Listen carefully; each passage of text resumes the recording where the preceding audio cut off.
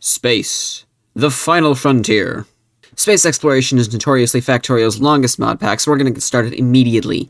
Our first automation science pack is done at 6 minutes and 13 seconds. Our goal here is, of course, to beat the game. This is using just the base space exploration mod pack. I haven't added anything for this run, so yeah, this is the vanilla modded experience. Yeah. Science. Being myself, one of the first things that I automated outside of science was native extermination.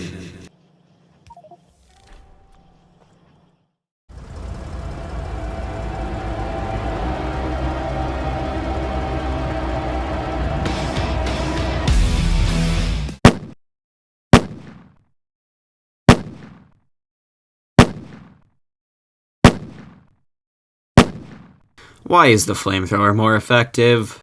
I have never been so disappointed by the ability to launch high explosive shells out of a boat. This is terrible. Before I was so rudely interrupted by hordes of vegan activists, I was nearing completion of my first rocket, the GSR-1.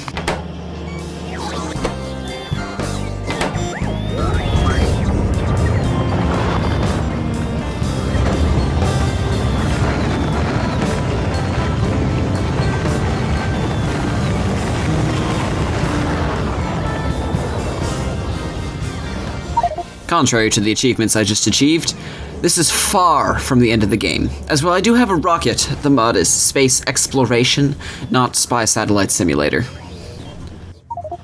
A weapons cache, you say? It does appear that my target has become evident. Hold up, is that a railgun?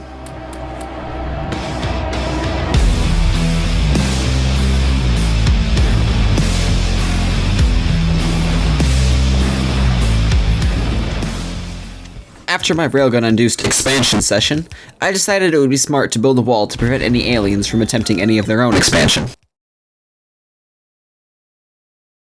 Now that I have the ability to gather data from space, I turned my focus towards a threat that could destroy my entire base. The Sun. This is a coronal mass ejection. The Sun enjoys launching these at you in an attempt to barbecue you and everything you love every 24 hours. These ejections require over 2.28 gigawatts of power to stand a chance of deflecting them. I had 81 megawatts. As you can probably guess, this was not enough.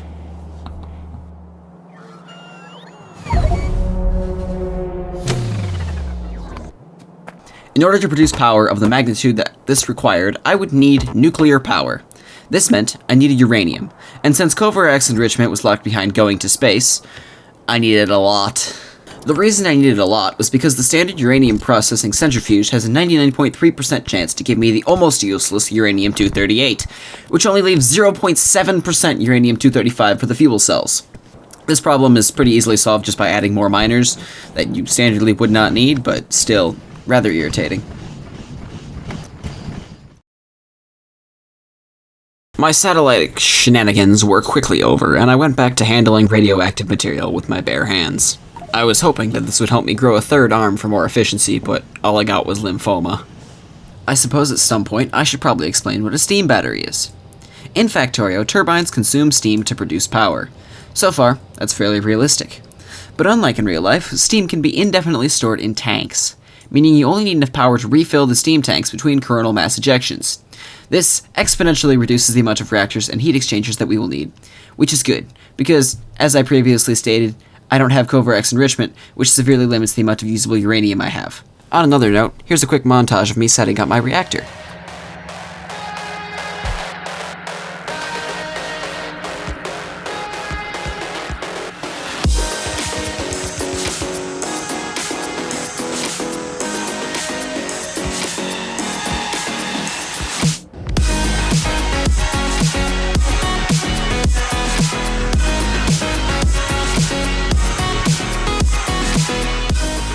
Okay, so maybe I lied a little.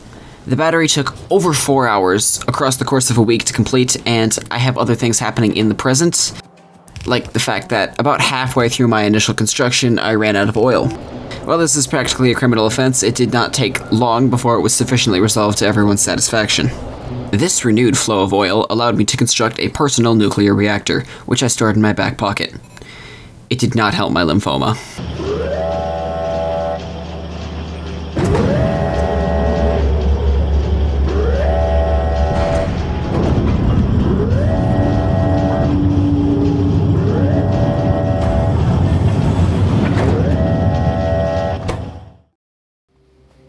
The core miner.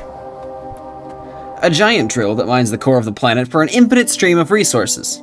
While you can place multiple, each miner reduces the efficiency of the rest. It's still a net positive, but with the amount of belt weaving required, I will only be creating one for the time being. Believe it or not, this belt amalgamation is the simplest amalgamation I could figure out how to make. All my previous iterations were far more complicated. After copy-pasting my simple belt system onto all the ore crushers for the miner, it was complete. And it only took, let's see, 2.5 hours. It was a pretty good pace if I do say so myself. Of course, some more work on the steam battery was in order. Have you ever wondered where umbrellas go after they graduate from the Umbrella Academy? Well, they come here to Umbrella Island, of course. What, you can't possibly think that the steam battery was going to fend off a coronal mass ejection all by itself. I mean, it's practically target number 1 based on the fact that there's 3 undefended nuclear reactors sitting there. But thankfully, we have the Umbrella defense system to help us with that issue. How exactly it functions, I'm not 112% certain. It appears to magnify the sun, so that's a thing. Maybe it just, sends it directly into the core of the Earth. That's as far as I've gotten.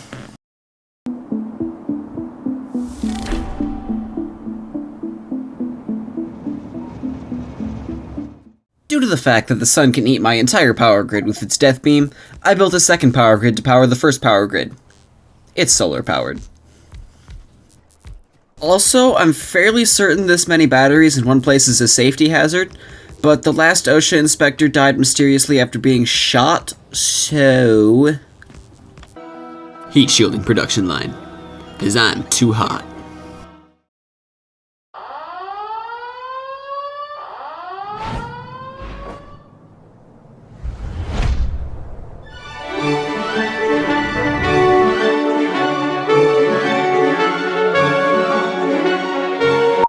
Hello, Pleskin.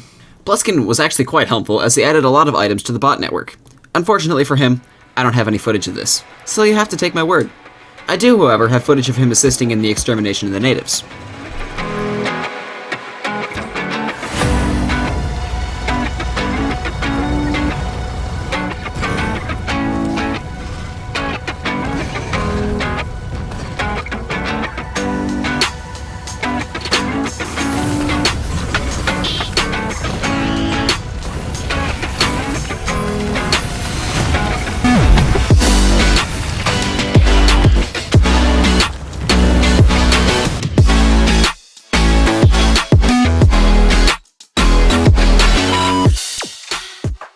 Thank you, Pleskin.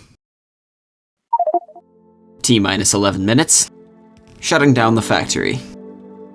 Step 1 is to pull every single pole connecting the power grid to the factory. So stressed right now.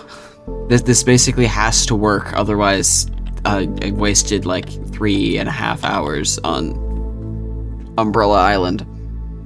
Coronal mass ejection inbound. ETA 1 minute. Here we go, moment of truth. Energy consumption is steadily climbing.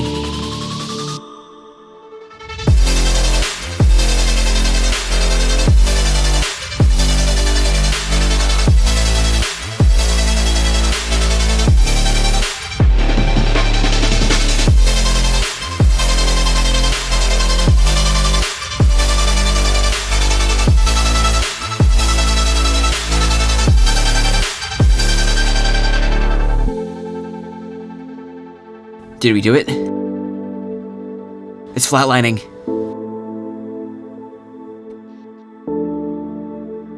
It's dropping. Oh! It's dropping! Yes!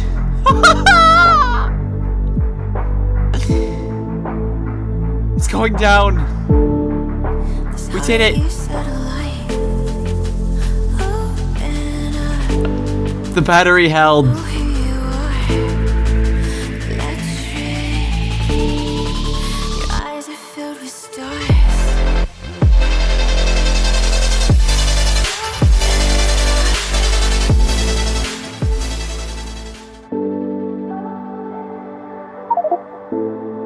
And that's the story of how I defeated the sun using boiled water.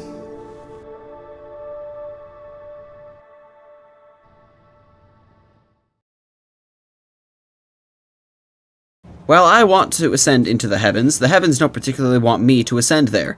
Therefore, I'll need some life support before I make my way up there, just to make sure I don't get murked. And now, cargo rocket sections. Particularly useful when we're trying to launch a cargo rocket.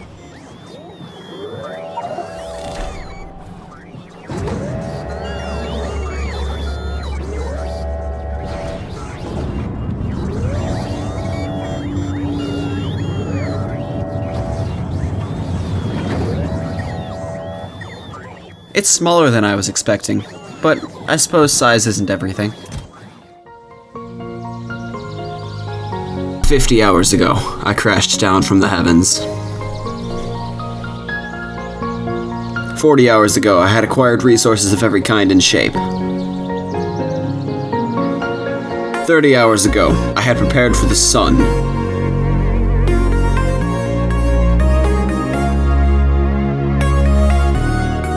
20 hours ago, I protected myself from those who would see me fall from the sky.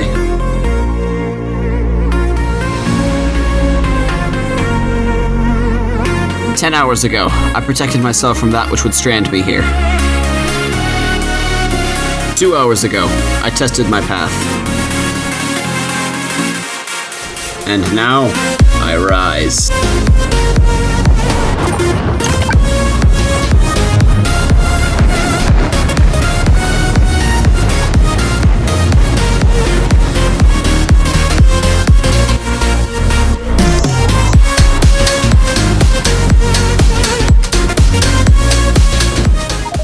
Welcome to space. Or, more specifically, Novice Orbit. Our first order of business is to get this asteroid cleaned up. While it does look a lot like my base, it is slightly less functional, believe it or not. I didn't know that was possible either.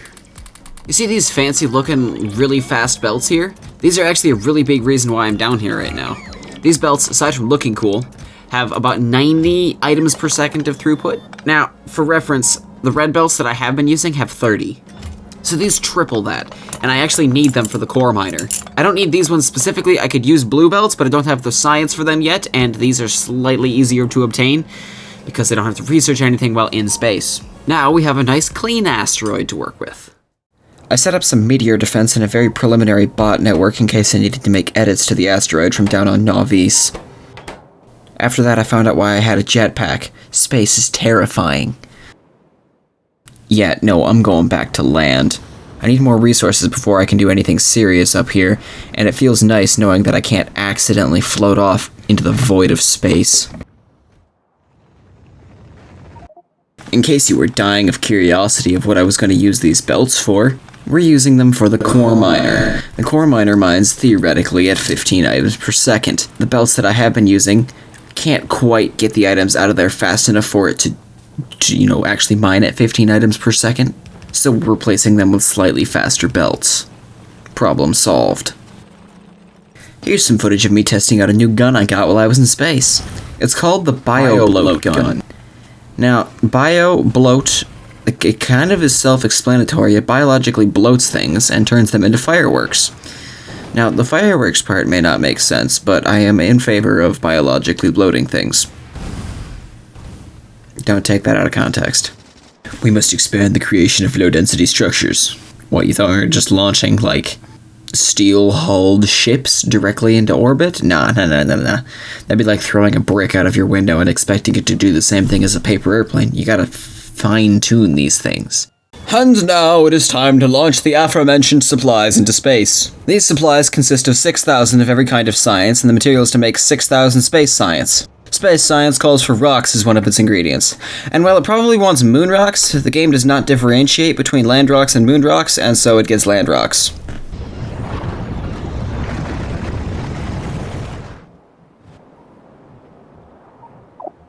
Space belt assembly line. Completed. Massive machine to make science. Completed. A box of rocks. Also completed. A pinch of cosmic water. All lubed up and ready to go. And voila! We have created our first space science pack at 63 hours and 40 minutes. Soon I will have the ability to summon the rain when and where I please.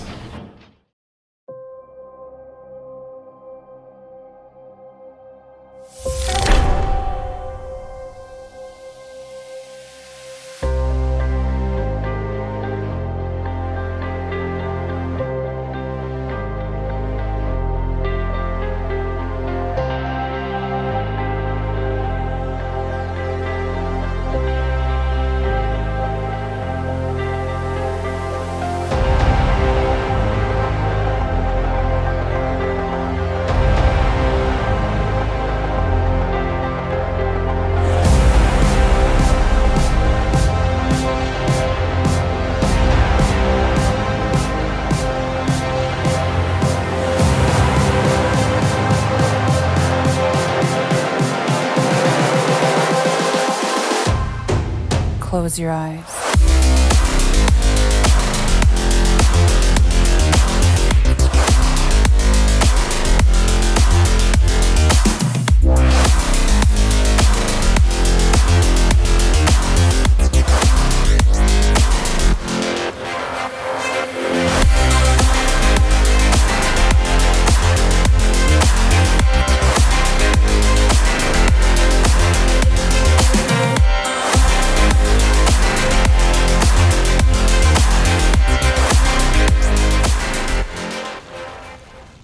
After 3 hours of carpet bombing the northeastern, eastern, southern, and part of the western fronts, I have spent over 1,000 shells and am going insane. I still haven't even touched the southwestern front, which I could easily double the time and resource investment into. It's ridiculous. What you're seeing right now is part of the western front, and this extends all the way down the southwestern front as well, just these massive biter nests. It got to the point where I gave up trying to record all the hits and just, clicked on things and moved on to the next nest because there was too many of them. We will be returning to this later with more ammunition. It has a wall put up for now, so they shouldn't be able to expand back in, but they're still hitting that wall pretty frequently. In space exploration, this is what a standard cargo rocket array ends up looking like. It's fairly complicated, and I'm not for that. My options are either attempt to simplify it, which is basically impossible unless I'm using bots, in which case it's still complicated, it just has less moving parts. Or we could go with option B.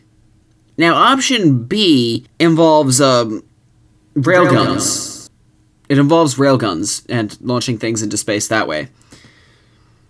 You can probably tell which option I chose, because railguns are wonderful. In order for railguns to function as efficiently as rockets do without bots, I will need bots. In order to get bots, I need the research to use requester chests, which means I need cryonite, which means I need to fly a cargo rocket ship somewhere to get cryonite. Alright, I think I have everything I need to successfully extract cryonite on another planet. Alright, I think we can head out. Wait, guys, I need to pee real quick. Guys, I need to pee. No, guys, please!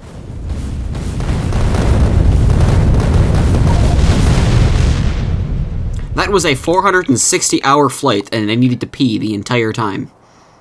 Do not recommend. Anyways, welcome to Oris. The only resources here are cryonite and cliffs. One of these things is not helpful. Gotta load up the dune buggy and head down south so I can actually find the cryonite patch. It's a little ways away. If enough people watch this video, I'll undoubtedly eventually get asked, why did you change editing styles halfway through? And the answer is because we left Vanilla Factorio behind. Slap down a power grid. I brought way too many solar panels because I thought they'd be useful. They are not. Not only because of the cliffs, but also because there's only 60% solar power here. So I'm forced to set up steam power anyway. Thankfully, I brought steam engines. I must admit, the water here looks very nice. Like, the entire planet just has a really nice vibe to it of all the snow. If it didn't suck so much, I might consider actually building like a legitimate base here. Anyway, power grid's done, if you can call it that, and we've set up some preliminary mining. It was at this point I realized I forgot to bring heavy oil to process the cryonite with. No big deal, we'll just go set up some oil processing, and the nearest patch is 6 miles away and has like 12% oil in it.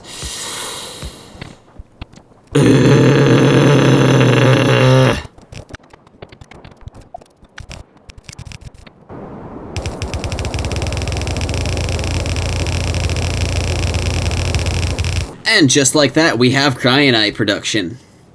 We'll need around 2,000 of this before I comfortably have enough cryonite in order to complete the research that I need, which will take around way too long because there's not enough production.